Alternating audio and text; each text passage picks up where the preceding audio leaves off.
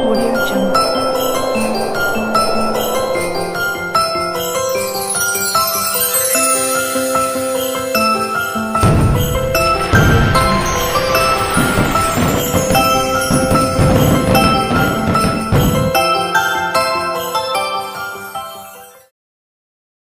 இப்போ நம்ம grips kit பார்க்க போறோம். 2000 ஆண்டுகளுக்கு முன்பாக இந்த உலகமே பாவத்தில் மூழ்கிக் கொண்டிருந்த நேரம் அது. தேவனுக்கும் மனுக்குலத்திற்கும் எந்த தொடர்பும் இன்றி இருந்த நேரம். தேவாதி தேவன் தம்முடைய சொந்த குமாரனாகிய இயேசு கிறிஸ்துவை இந்த உலகத்தின் மீட்பராக அனுப்ப சித்தமானார். இஸ்ரவேல் தேசத்தில் நாசரேத் ஊரில் கன்னி மரியாளுக்கும் யோசேப்புக்கும் திருமணம் நிச்சயிக்கப்பட்டது. ஒரு நாள் இரவு மரியாள் நித்திரை செய்து கொண்டிருக்கையில் தேவதூதன் சொப்பனத்தில் தோன்றி, கிருபை பெற்றவளே வாழ்க, கர்த்தர் உன்னுடனே இருக்கிறார், ஸ்திரீகளுக்குள்ளே நீ ஆசீர்வதிக்கப்பட்டவள். மரியாளே பயப்படாதே, நீ தேவனிடத்தில் கிருபை பெற்றாய். இதோ நீ கர்ப்பவதியாகி ஒரு குமாரனை பெறுவாய், அவருக்கு இயேசு என்று பெயரிடுவாயாக. அவர் பெரியவராயிருப்பார், உன்னதமானவரின் குமாரன் எனப்படுவார். கர்த்தராகிய தேவன் அவருடைய பிதாவாகிய தாவீதின் சிங்காசனத்தை அவருக்கு கொடுப்பார். அவர் யாக்கோபின் குடும்பத்தாரை என்றென்றைக்கும் அரசாளுவார், அவருடைய ராஜ்யத்துக்கு முடிவிராது.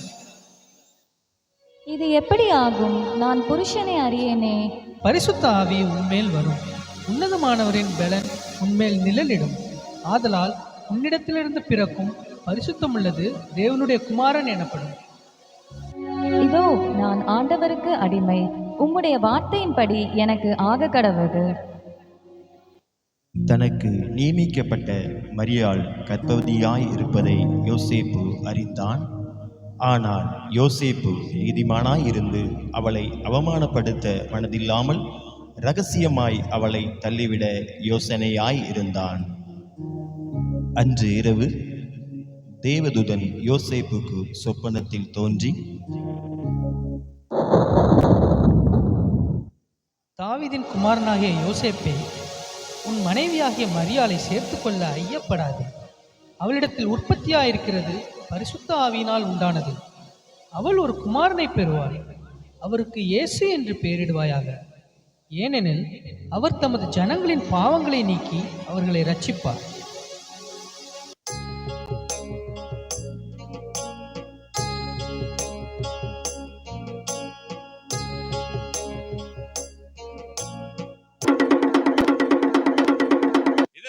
சகல ஜனங்களுக்கும் தெரிவிக்கப்படுவது என்னவென்றால், உலகமெங்கும் குடிமதிப்பு எழுதப்பட வேண்டும் என்று அகஸ்தியராயினால் கட்டளை விளந்தது.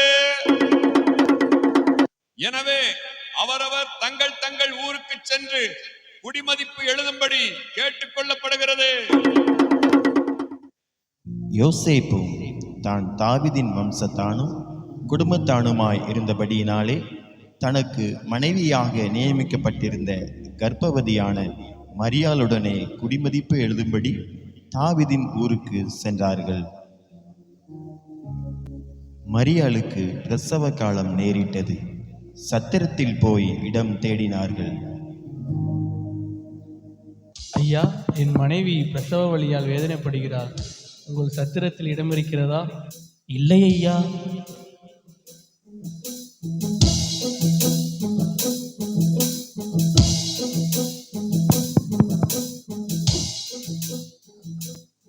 ஐயா, என் மனைவிக்கு பிரசவ காலம் நேரிட்டது, உங்கள் சத்திரத்தில் இடம் இருக்கிறதா? இடம் காலியாக இல்லையே. சத்திரத்தில் இடம் இல்லாததினால் அங்கிருந்த மாட்டு தொழுவத்திற்கு சென்றார்கள். அவள் தன் முதற் பேரான குமாரனை பெற்றெடுத்தாள்.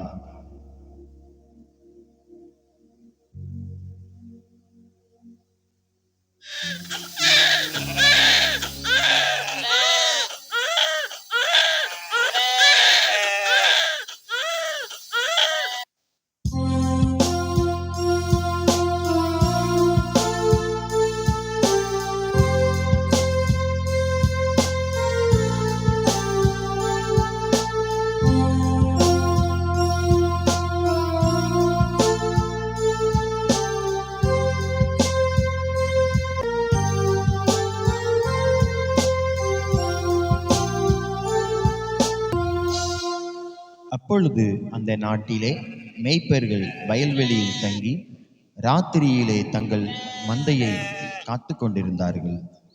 அவ்வேளையிலே கர்த்தருடைய தூதன் அவர்களை நோக்கி,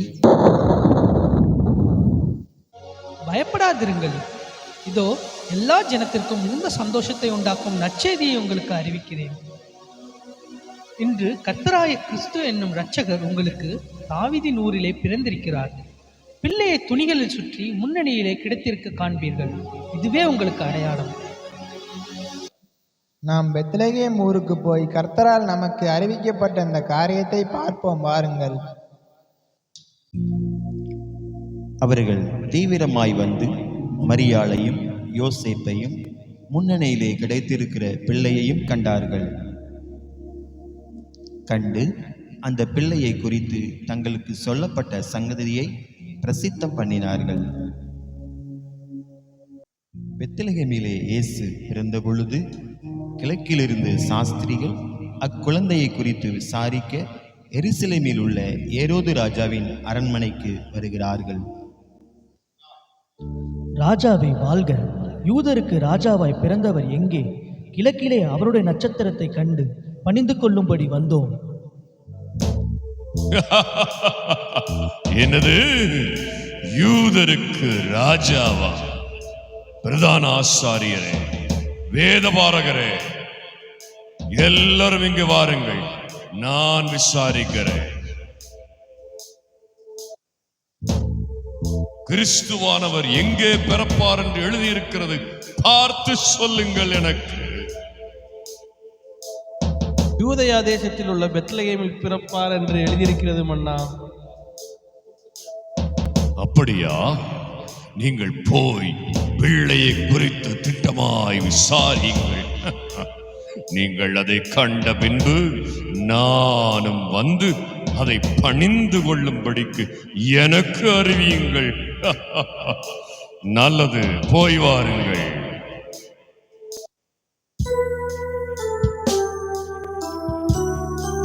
பிள்ளையை காண சாஸ்திரிகள் செல்கிறார்கள். அவர்கள் கிழக்கிலே கண்ட நட்சத்திரம் பிள்ளை இருக்கும் இடம் வரைக்கும் அவர்களுக்கு முன் சென்றது. அவர்கள் அந்த வீட்டுக்குள் பிரவேசித்து பிள்ளையையும் அதன் தாயாகிய மரியாளையும் கண்டு சாஷ்டாங்கமாய் விழுந்து அதை பணிந்து கொண்டு தங்கள் பொக்கிஷங்களை திறந்து பொன்னையும் தூபவர்க்கத்தையும் வெள்ளை போலத்தையும் அதற்கு காணிக்கையாக வைத்தார்கள்.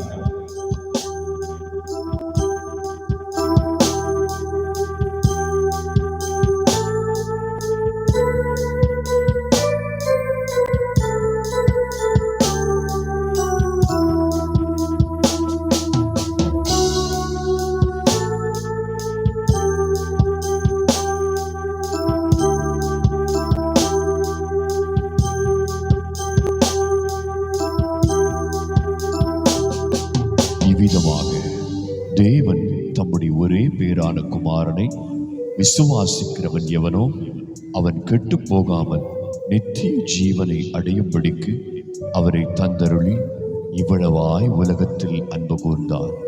அருமை தேவனுடைய பிள்ளைகளே, இந்த அருமையான காட்சியை கண்டு இன்புறுவது மாத்திரமல்ல, உங்கள் வாழ்க்கையை மாற்ற வந்த கர்த்தராகிய இயேசு கிறிஸ்துவுக்கு உங்கள் வாழ்க்கையை அர்ப்பணியுங்கள்.